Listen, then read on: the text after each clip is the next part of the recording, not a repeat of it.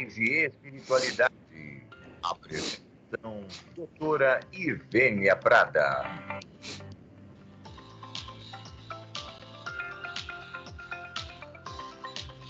Bom dia, doutora Ivênia.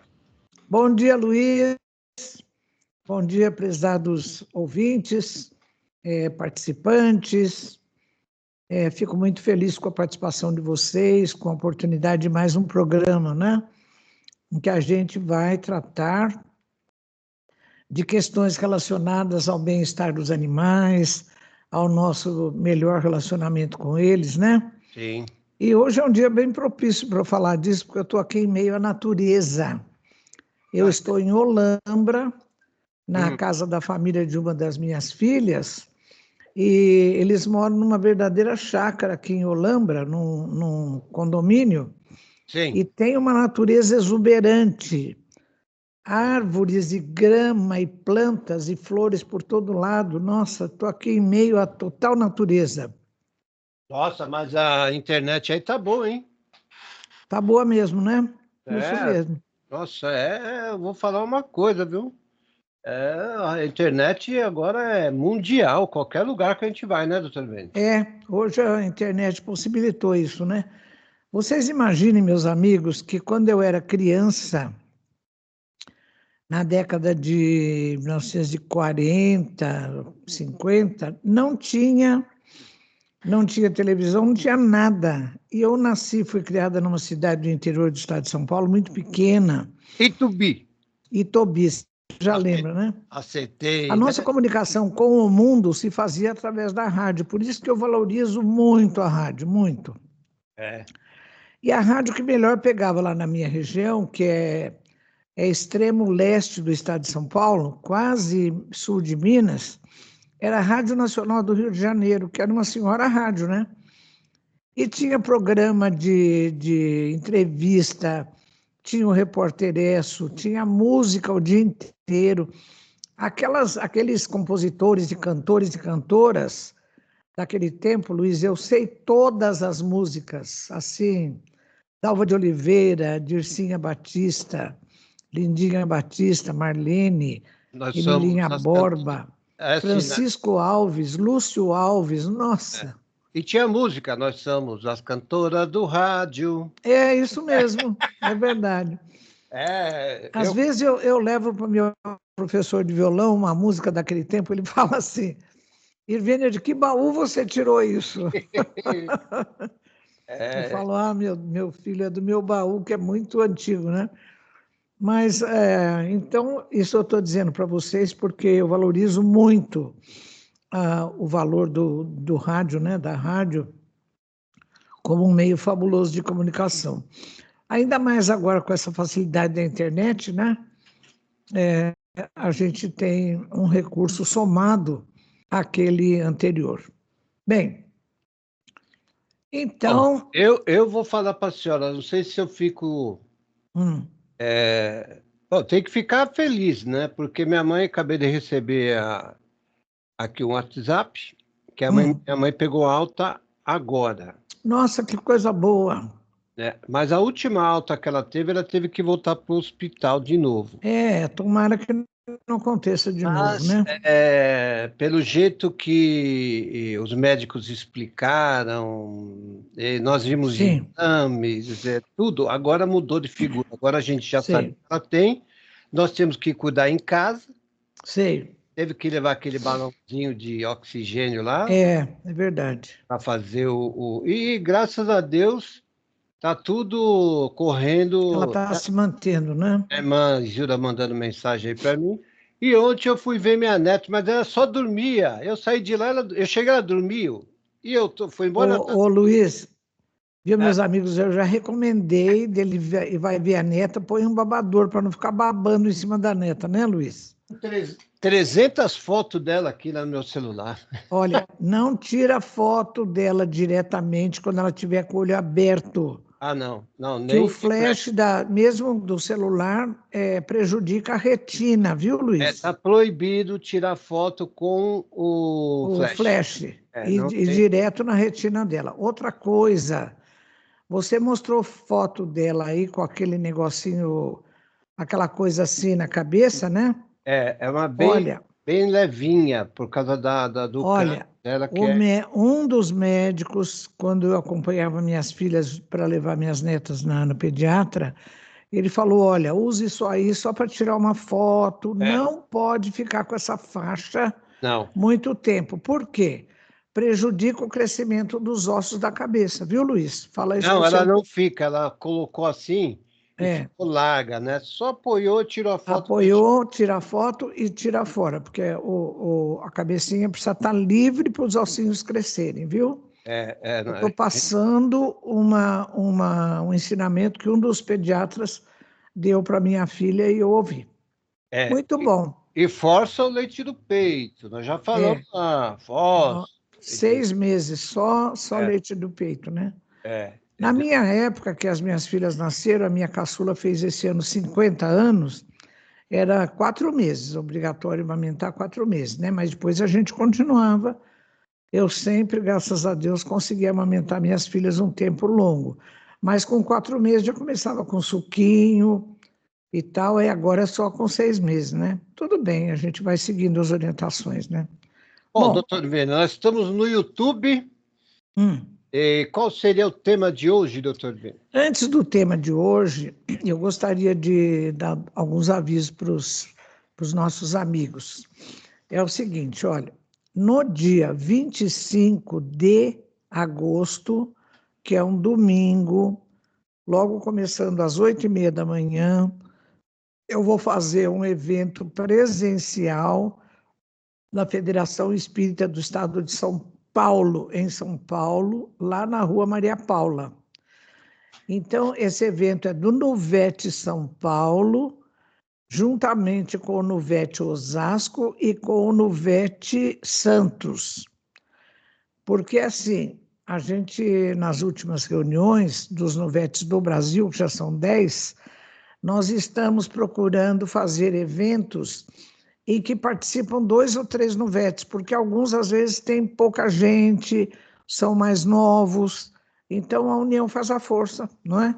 Então eu quero convidar todos vocês, é um evento absolutamente gratuito, como de modo geral são os eventos espíritas, lá na Federação Espírita do Estado de São Paulo. Eu vou repetir a data, 25 de agosto, é um domingo, é um evento que vai das 8h30 da manhã até 12h30.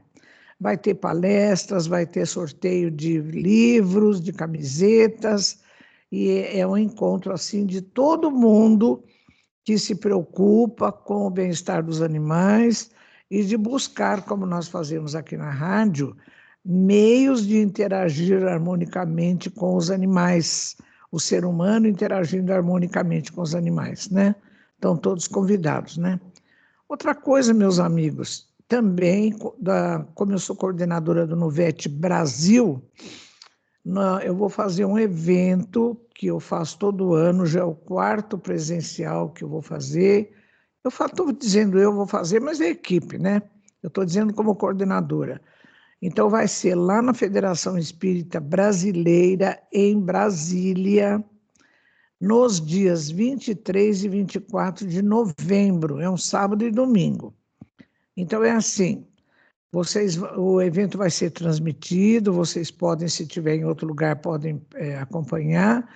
Quem estiver em Brasília, ou tiver parentes ou amigos que moram em Brasília, avisa, porque eles podem ir lá e assistir presencialmente os nossos eventos, que serão para público no sábado à tarde, que é dia 23 de novembro, e no sábado à noite, que também é 23 de novembro, viu? Estão todos convidados, são 2 eventos do Nuvete São Paulo, o primeiro, junto com o Nuvete Osasco e Nuvete Santos, que vai ser em São Paulo, na Federação Espírita do Estado de São Paulo.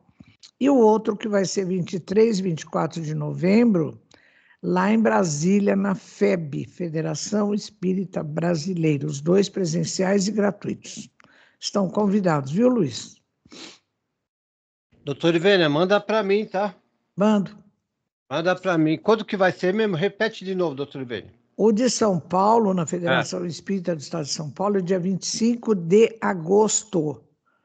É um domingo, a partir das 8h30 da manhã até 12h30. Dá para divulgar bastante. E o cartaz desse aqui de São Paulo já tá saindo. Eu vou mandar para você nos próximos dias. Tá bom. E o de Brasília vai ser 23 e 24 de novembro, lá em Brasília, na FEB, Federação Espírita Brasileira. São 2 eventos assim fantásticos. Ontem, que foi domingo, eu fiz um evento online dos 10 Nuvetes do Brasil e tem um em Portugal, né? E então participou também o Dr. Hélio Blume, que é um médico veterinário. Ele é presidente do Nuvete ligado à AME Planalto, lá em Brasília. Sim. E também ele é secretário-geral da Federação Espírita Brasileira. E ele deu uma ótima notícia para nós, que o nosso evento, desse evento presencial que eu tenho feito todo ano lá na FEB, já faz vários anos, agora nós vamos fazer o 4º evento presencial. Ele falou que o nosso evento já consta do calendário oficial da FEB. Olha que coisa boa, né? O nosso evento já consta do calendário oficial da FEB, ou seja, já estamos com o pé lá dentro das federativas, né?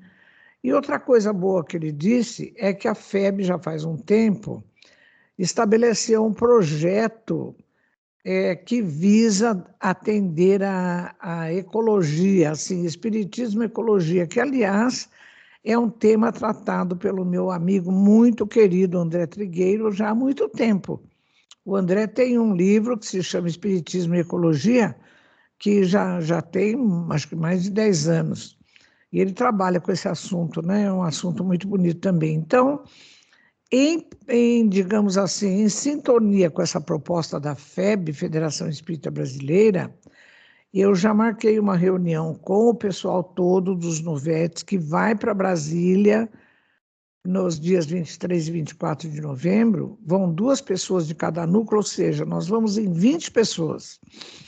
Nós vamos, então, a temática das nossas palestras será toda em sintonia com esse projeto da FEB, que é o de Espiritismo e Ecologia, né? Até eu já passei uma mensagem para o nosso amigo André Trigueiro, dizendo: André, quem sabe você tem aí na sua agenda uma folga e vai lá participar com a gente desse evento, que vai ser muito bonito. E vocês todos estão convidados, viu, meus amigos? Tá bom? Então é isso. Bom, então, Luiz, vamos lá? Ai. Aí eu estava falando com a minha irmã aqui que tem que comprar. Minha irmã estava falando para mim. Sabe aquele aparelhinho que vai no dedo lá, doutor Ivênia, que fica... Aquilo é para medir o nível de oxigenação do sangue. É por isso que foi oxigênio lá para casa. Então eu vou comprar. Tem que comprar porque ela está sempre com oxigenação em nível bem alto, né? E assim, quando ela faz exercício, o normal é 88, né, doutor Ivênia? Cai para 84. Não, tem que estar acima. O melhor é estar acima de 90, né? Acima de 90. Mas 88 está bem perto. Bom. Olha, doutora Ivênia, eu tenho para quem entende, né, doutora Ivênia? Aliás, eu estava gravando o doutor Márcio aqui também, que é nosso parceiro aqui, né? Ah, que coisa boa. De tudo isso aqui. Então a gente Um abração para ele. Doutor Márcio responde. Diga aí, doutor. Eu quero contar outra coisa ainda para os nossos amigos. Me manda a programação. Cartazes. Mando, pode deixar. Então vamos lá. Quero contar mais uma coisa. Semana passada eu fiquei muito feliz. Eu recebi uma mensagem do pessoal lá do Clarim, de Matão. Você já foi a Matão, Luiz? Aqui no terreno perto da minha casa tem um doutor Ivênia, tive que chamar a prefeitura, porque o Matão estava muito alto. Não é Matão, não, meu filho. É a cidade Matão, que é bem perto de Jaboticabal. E essa cidade, ela tem uma marca cultural fantástica, porque um indivíduo carioca chamado Caibar Schutel, no começo do século, bem no começo do século, ele foi para o interior do estado de São Paulo por orientação médica, porque ele tinha um problema respiratório grave. Devia ter uma asma, alguma coisa assim, né? E então ele foi para o interior do estado de São Paulo, onde o clima é mais quente, ali na região de Ribeirão Preto, Jabuticabal, Matão, Araraquara. E ele foi para lá. Primeiro ele se fixou em Araraquara, era ainda adolescente, depois foi para Matão. Bom, chegou lá em Matão, ele fez uma revolução na cidade, ele se tornou espírita, ele foi, ainda não era município a cidade, ele foi o primeiro prefeito da cidade. Quer dizer, era um cargo correspondente ao de prefeito nos municípios, né? Não sei como é que chama. Ele foi o primeiro lá.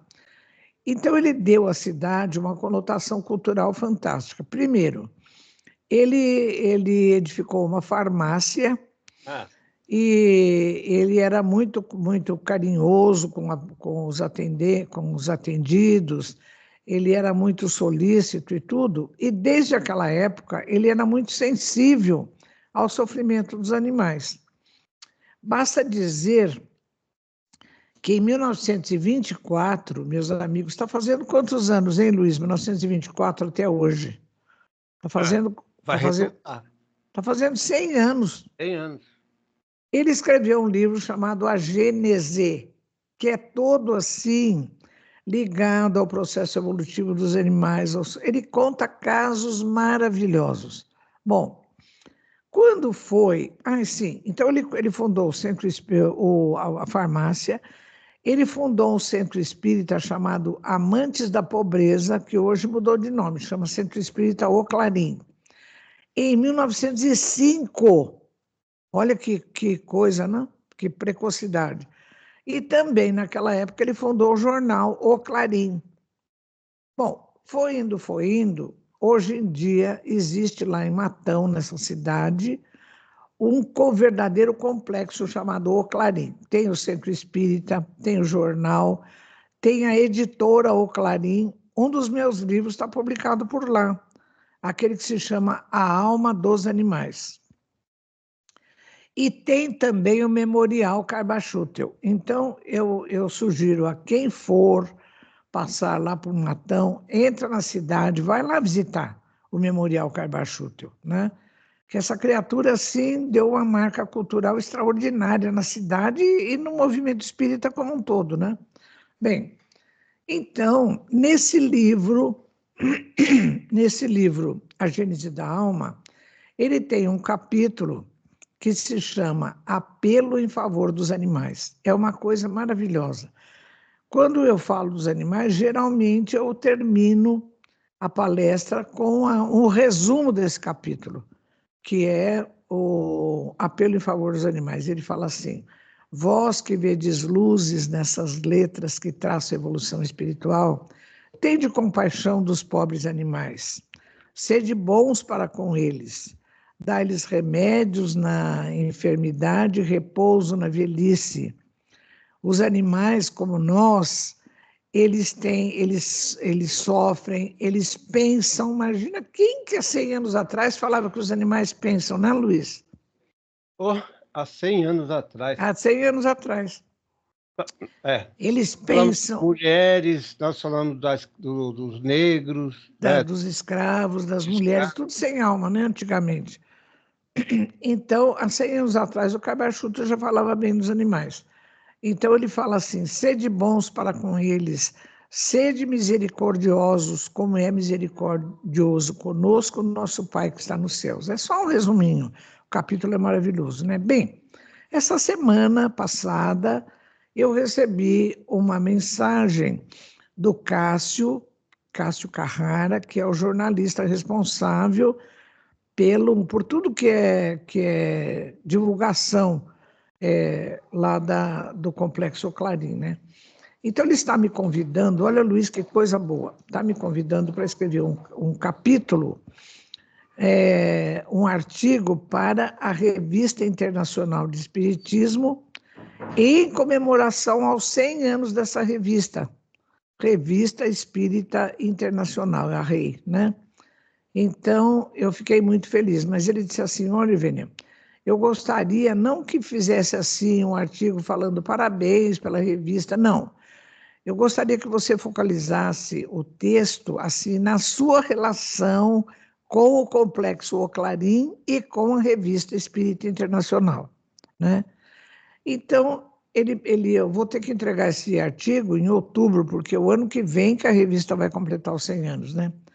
Mas eu já não me aguentei, comecei a escrever, eu falei, olha, essa coisa toda do meu relacionamento com o Complexo Oclarim, ela é tão forte do ponto de vista afetivo e também da admiração que eu tenho pelo trabalho de Cabarchuto e dos seus continuadores, que eu vou me lembrar de uma passagem que ficou assim no meu banco de memórias, em cadeira cativa, como se diz, né? Por quê? Olha só, em 2005 foi comemorado o centenário do Jornal e do Centro Espírita O Clarim, que foram criados em 2005. Não, em 1905. E 2005 foi 100 anos. E eu fui encarregada lá, meus amigos, de fazer uma palestra a respeito desse livro Gênese da Alma de Cabarchutel, falando dos animais. Meus amigos, eu comecei, falei dos animais e tal. No final, eu termino com um resumo desse capítulo do livro, Apelo em Favor dos Animais. Para quê? Acho que o espírito dele com certeza estava lá, porque eu comecei a sentir uma emoção, uma coisa assim, Luiz, você se imagina embaixo de uma água, de uma cachoeira, água gelada, você tremendo. Sabe aquele tremor miudinho? Eu terminei a palestra com um grande esforço, assim, debaixo de uma emoção assim fora do comum, com a voz embargada, e fiz um esforço para terminar a bendita palestra. Bom, outra coisa, o pessoal da plateia também foi envolvido com essa emoção, porque a vibração de Cabarchutel, do espírito Cabarchutel, deve ser uma coisa assim. Vamos usar uma expressão aqui corriqueira, né, Luiz? Era muita areia para o nosso caminhãozinho, né? Todo mundo ficou assim muito emocionado. Foi um momento assim de intensa vibração de amor, de fraternidade. Foi um momento maravilhoso. Então, eu começo o meu artigo, que eu vou entregar depois lá para a Revista Espírita Internacional, lembrando dessa passagem, né? E dizendo que então eu já conhecia o Clarim, já conhecia tudo lá, mas a partir daí, ou seja, há quase 20 anos atrás, a minha relação com o Clarim ela ficou muito estreitada, não é? E depois eles me chamaram várias vezes lá para fazer palestra, entrevista que eu fiz com eles no jornal, e a editora, o Clarim, um dos meus livros é editado por eles, não é? E mais ainda, agora ele já está falecido, mas muitos anos eu convivi com o Aparecido, que trabalhava lá e morreu com mais de 90 anos, seguidor de Cabarchutel, e é uma pessoa assim que ficou também na minha mente, marcada com muito carinho. Desculpa, pessoal, o frio está grande aqui, está me dando soluço. Mas é o frio mesmo, viu, doutor Ribeira? Deixa eu tomar minha água quente. Tem que estar tomando água, né? A gente toma água e... né? E água quente, eu tomo água quente. Bom, água quente? Água quente. Toma chá, doutor. Água morno. Tanto faz, é chá sem o chá, né? É só água. Bom, então, meus amigos, eu fiquei muito feliz com isso, né? Com essa oportunidade de participar mais uma vez desse complexo maravilhoso, que assim ele está representado materialmente pelo Complexo Clarim, mostrando o trabalho dessa grande figura que foi Cabarchutel, né? Que ainda é Cabarchutel. Não me convida para ir para aí que eu não vou, viu? Não é? Por quê? Só a latida desse cachorro aí eu já saio correndo aqui. Ele é um pastor enorme. Olha, só a latida dele aí já tô Chama Dersu. Hoje ainda minha filha, a gente saiu para caminhar um pouquinho e ele estava perto, a minha filha falou, mamãe, você tem medo do Dersu? Eu falei, eu tenho medo que ele me derrube. Ele é muito dócil, mas ele vem assim meio, ele pega um graveto, alguma coisa, ele vem trazer para você, né, e fica assim se balançando. Eu falei, meu Deus, se esse cachorro me der um tranco e eu cair no chão, eu vou quebrar o outro lado do colo do fêmur. Esse latido eu passo do outro lado da cidade. Da cidade. Mas ele é muito dócil, né? Muito dócil. Agora, o meu medo é quando ele vem correndo e ele derrubar a gente, né? Porque agora eu já aprendi que idoso não pode cair, que quebra, né? Então, eu não quero correr esse risco outra vez, não, já chega. O que eu já quebrei tá bom, tá de bom tamanho, né? Bom, Luiz, eu quero continuar ainda um pouquinho mais com os opúsculos. Opúsculos! Você lembra, né? O Luiz gostou dessa coisa dos opúsculos. Se eu tiver um filho, vou pôr o nome dele Opúsculo.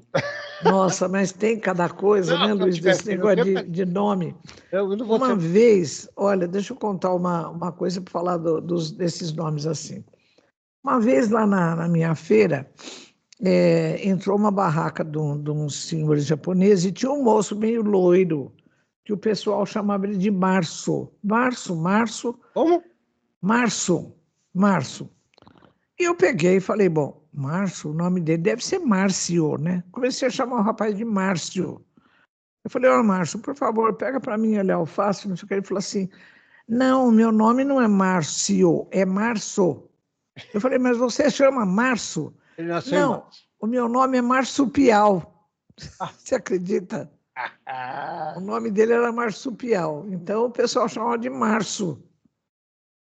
Falei, meu Deus do céu, será que o pai dele sabe o que é o marsupial? Você sabe, né, Luiz, o que é marsupial? Não. Marsupial é o tipo de animal, é mamífero, que tem aquela bolsinha e carrega o filhotinho ainda muito novinho, muito primitivo, né? Por exemplo, o canguru é marsupial, o coala lá da Austrália também é marsupial. Tem vários animais que são marsupiais, né? Então é assim, o filhotinho nasce ainda quando é embrião, vai para a bolsa e fica ali grudado na teta da mãe e vai mamando e ali ele cresce. E depois fica grandão, ainda fica dentro da bolsa da mãe, né? É marsupial. Bom, então, Luiz, eu quero, né, vamos a esse opúsculo, para quem está chegando agora. E faz alguns programas eu estou mostrando esse opúsculo. Olha como é. Tá dando para ver aí, Luiz? Tá dando. Então, tem o volume 1 e volume 2. Aqui é o volume 2, olha. Então, é assim, Opúsculo é um livrinho pequeno, tem um autor que é o advogado Rafael van Erven Ludolf. E ele criou o chamado MOVE, Movimento pela Ética Animal Espírita. E ele fez 2 opúsculos, o primeiro volume e depois o segundo volume, com o título Em Defesa da Vida Animal, Violência Não. Né? E ele fez uma parceria com a FEB, Federação Espírita Brasileira, e a FEB editou centenas, acho que milhares desses opúsculos, e está distribuindo gratuitamente. O que tem o opúsculo? Ele tem citação de vários autores, encarnados e desencarnados, a respeito dos animais. Tem de tudo aqui, pessoal. Tem do próprio Kardec, Joana de Ângeles, Emmanuel, André Luiz, o irmão X, que é o pseudônimo de Humberto de Campos, né? Então, tem muita coisa boa aqui que eu estou citando para vocês. Então, hoje eu queria lembrar do opúsculo do primeiro volume. Uma coisa de André Luiz é assim, olha, deixa eu ver aqui, no 36, é uma psicografia de Chico Xavier, no livro Ideal Espírita, que é de espíritos diversos, um deles é André Luiz, e o capítulo se chama Ouvindo a Natureza. Nesse capítulo, André Luiz diz assim, como usufrutuários do universo, Eu achei muito bonita essa colocação de que nós somos usufrutuários do universo, né, Luiz?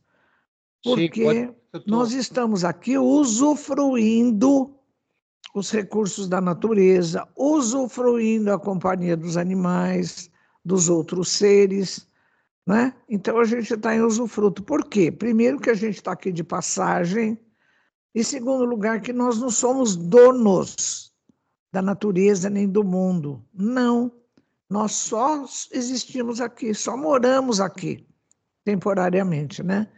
Então eu achei muito interessante essa expressão de André Luiz que ele fala, como usufrutuários do universo. É isso que a gente é mesmo, né? Saibamos, assim, que toda ação humana contrária à natureza constitui caminho ao sofrimento, ao nosso próprio sofrimento. Retiremos dos cenários naturais as lições indispensáveis à nossa vida. Primeiro, somos interdependentes. Não fazemos nada sozinhos. Somos interdependentes uns dos outros. É verdade isso, Luiz, que nós somos interdependentes? Precisamos uns dos outros? Na realidade, nós precisamos doutor Ivênia, nós somos dependentes, né? Nós somos dependentes. Há casos que nós precisamos um dos outros. O tempo todo, né, Luiz? A sua netinha. Se alguém não cuidar da sua netinha, Sim. como é que fica? Então, ela justamente. Agora, essa parceria que eu fiz aqui com essa clínica maravilhosa. Sim. A rádio precisou do Dr. Márcio para evoluir. Claro, Então, em tudo, precisamos. Luiz, em tudo a gente precisa um dos outros. Doutor Ivênia precisou da USP para se formar. Claro, eu me formei, eu precisei ter um emprego para realizar o que eu realizei, não é? Eu precisei, eu me casei para ter um parceiro, para ter as filhas que eu queria ter. Então é tudo assim. Para transmitir o que eu fiz, eu estou aqui no programa, o Luiz tem a rádio, em parceria com o Márcio. Então, nós precisamos uns dos outros. Por exemplo, eu estou aqui na casa da família de uma das minhas filhas. Aí hoje de cedo eu disse, Laura, onde é que eu posso instalar o meu computador? Porque eu vou fazer o programa da família Web Rádio às 11 horas. A tia mamãe arrumou para mim aqui tudo pronto. Então, a gente o tempo todo precisa um do outro. E o bebê humano é o bebê que mais precisa da ajuda dos adultos quando nasce, durante um tempo muito longo. Porque na natureza, meus amigos, tem algumas espécies que são chamadas, deixa eu ver se eu me lembro, acho que é nidífugas. É assim... Como que é o nome? Esse prefixo nid é de ninho, né? Nidífugas é assim, o bebezinho nasce, ele já fica de pé, anda e sai correndo, vai se alimentar. Tchau, mãe, eu já cuido da minha vida. Que isso? Tem, se não me engano, algumas espécies de roedores que fazem isso. Já tem os nidífugos. Eu vou lá, eu vou ver minha neta, já escondo o celular, doutor. Então... Então é assim. Agora, a maior parte dos mamíferos, os filhotes são totalmente dependentes, né? Tem que ficar no ninho, depende da mãe e tudo. E dentre os mamíferos, os primatas é que precisam mais dos cuidados maternos, chamados parentais, né? Às vezes é só da mãe, às vezes é da mãe e do pai. Por exemplo, um filhote de chimpanzé, Luiz, você tem ideia de quanto tempo ele precisa dos cuidados da mãe, das tias? Não, nem faço ideia. 5 anos. Um filhote de chimpanzé, segundo estudos da etologia, ciência do comportamento, ele fica, para aprender o comportamento da espécie, para poder ter autonomia, ele tem que ficar 5 anos com a mãe, com as tias, com os outros adultos, para aprender o que ele tem que aprender. Ô, Luiz, e o filhotinho humano, quantos anos será que ele tem que ficar com os pais, hein, para aprender? Olha, eu tenho um lá que está com 28 anos, está em casa ainda. O mais velho. O Felipe, o ano que vem. E a Maria Luísa com 21, acho que ainda está lá porque vai estudar. Então, doutor Ivênia, eu não sei, viu? O filhotinho humano é o que mais precisa dos cuidados parentais, né? Do pai, da mãe e tudo, é o que mais precisa. Bom, então, ele está falando aqui, André Luiz, né? Nós somos interdependentes. E somos mesmo, somos o tempo todo. Bom, outra coisa que ele está falando que nós temos que aprender das lições da natureza. A outra, olha, não vivemos em paz sem construir a paz dos outros. Que coisa extraordinária que é isso, hein? Isso, meus amigos, é uma proposta maravilhosa, por quê? Há um tempo atrás, aí, vamos pôr uns 300, quase 400 anos atrás, até chegarmos na chamada Revolução Científica do século XVII, o paradigma, quer dizer, o modo de pensar e de se conduzir do ser humano era num regime hierárquico. Era assim, consideravam-se os seres de menor importância e os de maior importância. Então, qual era o ser mais importante da natureza? É claro que se considerava que era o ser humano, né? O ser humano foi, acho que, a última espécie que chegou aqui e totalmente dependente das outras, totalmente dependente do oxigênio que as árvores produzem, né? E, de repente, ele se acha dono de tudo. Na Revolução Científica do século XVII, um dos grandes filósofos, um cara britânico chamado... como é o nome dele, meu Deus? Já lembro. Ele propunha que se conhecesse profundamente a natureza para que se pudesse subjugá-la e explorá-la em benefício do próprio ser humano. Então, era assim, era o conhecimento visando a exploração dos recursos da natureza em benefício apenas do ser humano, né? Bom, então, isso veio durante muito tempo. Até agora ainda temos resíduos desse paradigma, né? O chamado paradigma antropocêntrico, porque antropós do grego quer dizer ser humano, ou seja, toda atividade do ser humano deveria ser apoiada no objetivo de favorecer só o ser humano. Bom, de uns tempos para cá, começou a surgir outro paradigma, ou seja, a proposta de um outro modo de pensar e de agir. É o chamado paradigma biocêntrico. Não tem nada de hierarquia, é assim, vamos imaginar como uma grande esfera universal em que cada ser criado pelo mesmo Pai que nos criou, ocupa o seu lugar e tem a sua função.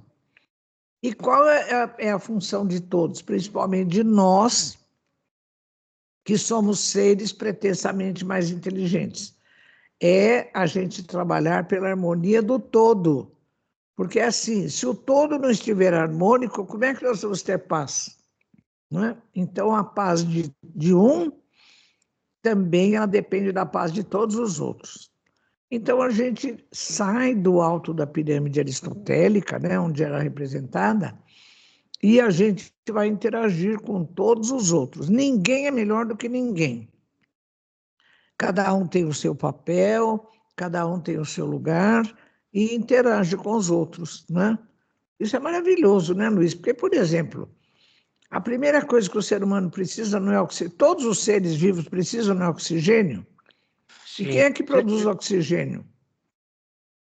São as plantas, as bactérias, os micro-organismos que têm essa capacidade. Começa daí, a gente precisa de oxigênio, precisa de alimento, precisa de segurança. Então, por isso que nós somos interdependentes, né? E temos que viver em paz construindo a paz de todos os outros, né? Porque ninguém é feliz sozinho. Outro ensinamento que nós temos que tirar das lições da natureza, conforme está nos recomendando o André Luiz. Todos temos funções específicas, diferentes uns dos outros. Porque imagina, né, Luiz, se todo mundo na natureza fizesse só a mesma coisa, né?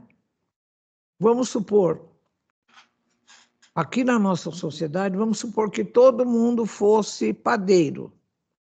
Todo mundo fosse padeiro, ninguém ia plantar feijão e arroz, ninguém ia produzir farinha, ninguém ia cuidar dos animais, todo mundo fez. Não, existe essa chamada divisão de trabalho que favorece a interdependência. Porque assim, eu preciso de uma roupa, alguém faz a roupa. Eu preciso me alimentar, alguém vai plantar arroz e feijão. Eu preciso ter uma água potável na minha casa, alguém vai tirar das fontes naturais e vai disponibilizar para eu trazer para minha casa. E assim por diante, né? Eu preciso de um medicamento, alguém vai produzir o medicamento e alguém vai estudar para saber que medicamento eu tenho que tomar nessas condições. Então, é a tal do trabalho, da divisão de trabalho. Outra lição. Existimos para colaborar no progresso da criação, edificando bem para todas as criaturas. Então é assim, como é que a gente sabe o que é bem para os outros, hein, Luiz? Eu falo com o Luiz aqui porque eu não posso estar falando com os amigos ouvintes, mas quando eu pergunto alguma coisa para o Luiz, automaticamente a pergunta se transfere para todos vocês, viu, meus amigos? Viu, Ângela? Viu, pessoal aqui de São Paulo? Um abraço para todos, viu? Um abraço a todos, né, doutor Ivênia? Para a Ângela, para a Eliette lá na Argentina. Deusa de Osasco. Deusa de Osasco, para todo mundo, né? Os nossos amigos que nos prestigiam, claro. E quando eu pergunto alguma coisa para o Luiz, ele fala assim, não, eu estou aqui com outra coisa, a senhora não me chama, não, tal, né? Ele foge. Eu estou aqui atendendo os ouvintes. Viu, Luiz? Mas eu vou perguntar para você, olha. Existimos para colaborar no progresso da criação, edificando o bem para todas as criaturas. Como é que eu posso avaliar o que é bem para os outros, hein? O que for bem para a senhora. Muito bem. Ganhou, viu? Está um ótimo aluno esse Luiz, hein? Se a senhora querer de bom para a senhora, você vai querer para os outros. Tá certo. Então é assim, na literatura espírita, meus amigos, quem tiver interesse, no Livro dos Espíritos, questão 629, Kardec pergunta para os espíritos que tanto falavam em moral, afinal de contas, o que se deve entender por moral? E os espíritos respondem, a moral é a regra da boa conduta e começa por discernir entre o bem e o mal. Aí, logo em seguida, na questão 631, Kardec pergunta, e como é que eu vou distinguir entre o bem e o mal? Os espíritos respondem, para isso Deus lhe deu inteligência, para você, através da inteligência, você tratar de conhecer, você precisa conhecer o contexto e distinguir entre o bem e o mal. E por que você tem que distinguir entre o bem e o mal? Para você poder escolher fazer o bem, e para o bem de todos. Então, cabe mais uma pergunta, que foi essa que eu fiz para o Luiz, né? E como é que eu vou saber o que é bem para o outro? O que aquilo eu vou considerar que seja bem para mim também. Quando outra pessoa vai me fazer alguma coisa, eu gostaria que ele fizesse aquilo em que eu me sinta bem, que é bom para mim. Então, esse é o critério através do qual o Luiz acertou, eu vou entender o que é bem para o outro, né? O que é bem para mim é bem para o outro também. Então, é por aí. Continuando. Aqui, André Luiz falando que nós devemos aprender com as lições da natureza. Carecemos de disciplina. O Chico Xavier conta que ele psicografava, né, os vários espíritos, nossa. E Emmanuel, que também transmitiu por ele várias lições, vários livros, um dia falou, olha, Chico, eu só preciso de 3 coisas de você. Primeiro, disciplina. Segundo, disciplina. Terceiro, disciplina, né? Porque assim, então a pessoa precisa tirar um horário no dia com aquele compromisso que é muito sério. Ele falou: você está disposto a ter disciplina? Porque nós vamos trabalhar todo dia, das 10 da noite às 3 da manhã. Mas você tem que assumir disciplina quanto a isso. Tudo bem? Ah, tudo bem, então aí vai, né? Porque a pessoa precisa ter realmente disciplina, né? Ou seja, organizar os seus horários, organizar a prioridade dos seus compromissos, né? Tudo isso envolve disciplina. Outra coisa, sem método em nossos atos, não demandaremos a luz da frente. Então, o que é método? Olha, eu gostava muito da definição de método de um professor lá da Faculdade de Medicina da USP, já desencarnado há muitos anos, e eu conheci, o nome dele era professor Renato Locke. O professor Renato Locke, professor de anatomia da Faculdade de Medicina da USP, depois ele foi também, quando ele se aposentou, professor de pós-graduação na antiga Escola Paulista de Medicina, agora Escola de Medicina da FESP, né? Lá em São Paulo. E o professor Locke, apesar de ser morfologista, ele fazia uma conexão com a filosofia. Olha, mas eu adorava assistir as palestras e as aulas dele. E ele conceituava método, do ponto de vista da ciência, como sendo a maneira como o espírito se conduz na busca da verdade, na busca de um conhecimento. Então é assim, por exemplo, você vai fazer uma pesquisa, tudo que você vai fazer visando os resultados dessa pesquisa corresponde ao método. É assim, o tipo de literatura que você vai citar, o tipo de material que você vai trabalhar com alguma peça anatômica, qual será o N? Quantas peças você vai precisar para chegar ao padrão de função desse órgão? Então, tem uma porção de coisas, né? Tudo isso corresponde ao chamado método. Vou repetir, segundo o professor Renato Locke, método corresponde à maneira como o espírito se conduz na busca da verdade, na busca do conhecimento que ele procura, né? Isso é muito bonito, né? Porque em ciência, às vezes, o pessoal confunde método com técnica. Então, fala assim, eu usei tal e tal método para estudar. Não, você não usou método, você usou técnicas, porque o método corresponde a tudo que você fez desde o começo, né? A tua proposta, como é que você organizou, qual foi tudo, até chegar nas conclusões, tudo isso é método. O método é uma coisa geral. E o método, ele também usa, dentro do método estão as técnicas. Isso é muito bonito, né? Então, ele está dizendo aqui, sem método em nossos atos, não demandaremos a luz da frente. Ou seja, se você não tiver uma boa proposta, umas atitudes adequadas que compõem um método adequado, né? Você não vai chegar a um progresso espiritual lá na frente. E depois ele continua: somos valorizados pelas leis divinas quando nós cumprimos tudo isso que está sendo falado antes, né? Disciplina, trabalhar pela paz do conjunto todo do universo, ter um método adequado, um método que vise o bem e para o bem de todos. Então, nós seremos valorizados pelas leis divinas, né? Isso cai numa fala de Chico Xavier que era constante. Chico dizia assim, olha, nós, seres humanos, somos livres para decidir sobre os nossos atos. A gente pode escolher da nossa vida o que quiser, você é livre. Agora, uma coisa é obrigatória, é você ser responsável pelas consequências. E ele completava assim, a semeadura é livre, mas a colheita é obrigatória. Se você semear semente de flores, o que você vai colher? Você vai colher flores. Se você semear discórdia, o que você vai colher?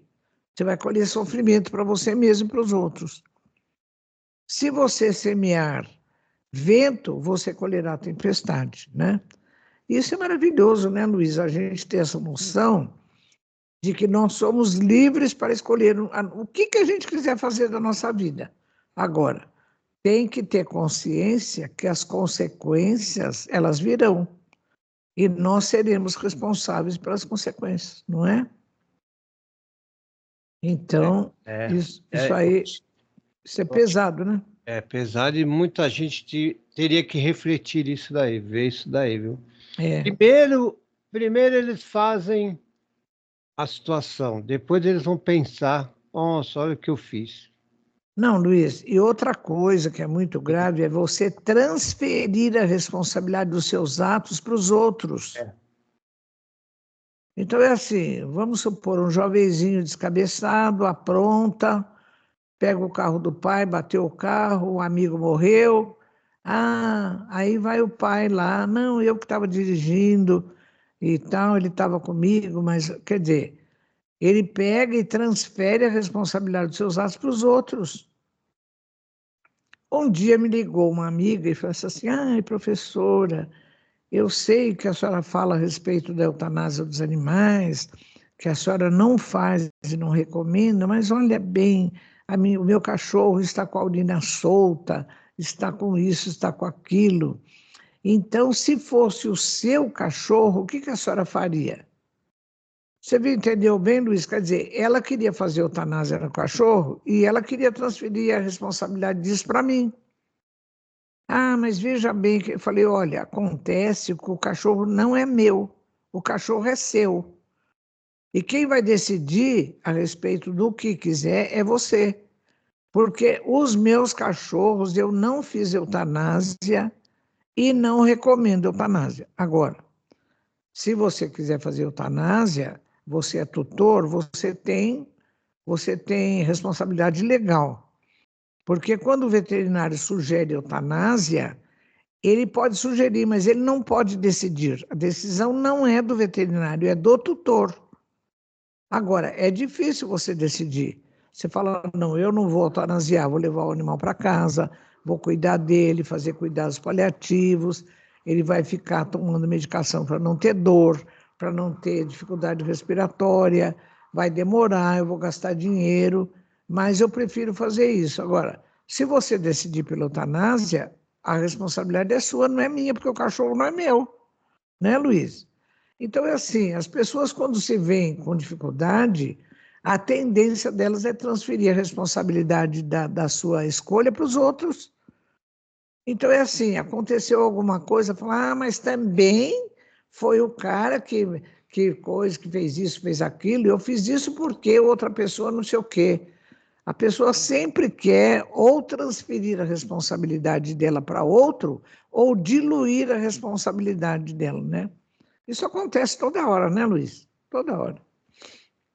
Ah, sim. Toda hora acontece um... Mas aos poucos... Lugar, né? Por isso é que o André Luiz está chamando a atenção aqui das pessoas, né? E depois ele fala, por fim, olha, valemos o preço das nossas ações em qualquer atividade onde estivermos. E é verdade, né? É toda hora e em todo lugar, né? Que eu falei. Olha, eu me lembro, meus amigos, quando eu era adolescente, eu devia ter uns 15, 16 anos lá na minha cidade, uma cidade muito pequena. A minha mãe era professora da fazenda, e um dia chegou o fazendeiro dessa fazenda lá na minha casa com a esposa, e ele contou a minha mãe ali servindo café, e eu ali junto, né? E ele contou o seguinte, ele falou, pois é, porque esses dias eu tive uma pessoa que estava lá indo para a fazenda dele, ele passou com o carro e fez poeira, né? Levantou poeira, que era uma estrada de terra, e ele percebeu, ele parou o carro e pediu desculpa para a pessoa, que era um andarilho, né? A pessoa que estava andando lá, e o cara enfrentou ele e falou assim, o senhor não é homem para me enfrentar. E esse fazendeiro, imagina, um fazendeiraço lá, né? Muito considerado na cidade, um cara rico todo, fala assim, olha, você tem toda a razão, eu não sou mesmo homem para te enfrentar, não. Eu fiz essa poeira aqui, eu não percebi, mas eu peço... Luiz, eu fiquei assim, admirada, porque naquela ocasião lá na minha terra, era assim, não se levava desaforo para casa, como se diz, né? Então, qualquer discussão entre os homens, falava, você não é homem para me enfrentar. E o outro falava, ah, não é? Você vai ver. E brigavam, e discutiam, e davam um soco um no outro, né? E eu fiquei assim, admirada de, naquela ocasião, imagina, isso era assim, meados da década de 1950, de repente um fazendeiro que tinha assim poder, né? Ele dizia para o andarilho, não, você tem razão, eu não sou mesmo homem para enfrentar você, não, você tem toda a razão, e eu peço desculpas. Eu falei, nossa, olha, eu fiquei assim, numa admiração com essa criatura, porque eu falei que nobreza de atitude ele teve, né? De apesar de ele ter todo o poder, dele ser o ricaço e o outro coitado era um andarilho, ele reconheceu que ele teve uma atitude de humildade para reconhecer que ele fez aquela poeirada lá e que o cara estava bravo com ele mesmo. Ele falou, não, eu não sou homem para enfrentar você, não, você tem toda a razão, eu peço desculpas e tal. Falei, nossa, porque não era uma atitude comum, eu já vi que esse fazendeiro era uma pessoa de atitudes nobres, né? Eu fiquei assim com muita admiração por ele. Bom, então, mais ou menos é isso, viu, Luiz? Ô, Luiz, eu estou vendo que o nosso reloginho andou depressa hoje, ó, a gente já está nos últimos minutos. Já está andando depressa. Ontem eu não vi o domingo passar. Está correndo muito, né, doutor Ivênia? Acho que a Terra está rodando mais depressa, né? Está girando mais depressa. Eu não mudei a folhinha, doutor Ivênia. Hoje é dia 1º. Tem folhinha, existe folhinha. Na época da minha avó falava, vira lá folhinha. É a folhinha mesmo. Linha da mercearia do seu Zé. Ou na farmácia, né? Na E farmácia. eu me lembro que antigamente eu gostava muito, porque no final do ano as farmácias davam para a gente, que eram clientes, um almanaque. Você era do tempo do almanaque, né, Luiz? Sim, eu sou. E eu gostava muito, porque no final do almanaque tinha uma carta enigmática. Acho que você não é do tempo. Você não lembra da carta enigmática, você lembra? Não, era um coringa. Era uma carta boa. Era isso? Não. Era uma carta mesmo, assim, escrita toda com... Era assim, por exemplo, você ia falar qualquer palavra, você põe uma figurinha, aí falava menos não sei o que lá, menos uma letra, mais outra coisa. E você tinha que ir decifrando a carta, era todo em códigos, né? Uhum. Chamava-se carta enigmática. Nossa, eu adorava decifrar a carta enigmática. Né? E outras coisas que tinha nesse almanaque eram histórias, né? Tinha a história do Jeca Tatu, tinha a história de não sei o que, era muito divertido, assim. Tinha coisas de adivinhação, né? Ah, você sabe o que é, o que é, e tinha aquelas coisas assim. Era uma coisa muito divertida, eu gostava muito dos almanaques. E depois,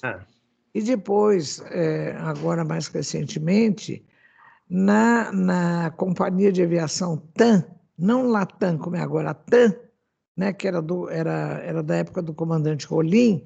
A Latam, nos Latão para voar agora. A TAM, o comandante Rolim, ele instituiu, durante os meses de junho, julho, né, das festas juninas, ele instituiu um almanaque. E como eu viajava muito naquela ocasião, eu tenho assim na minha casa, numa das estantes de livro, eu tenho uma coisa assim desse tamanho, cheia de almanaques da TAM, com várias histórias, uma coisa muito, inclusive com carta enigmática. Nossa, ele resgatou isso. E, infelizmente, depois que ele faleceu, isso tudo caiu por terra, né? Era coisa dele mesmo.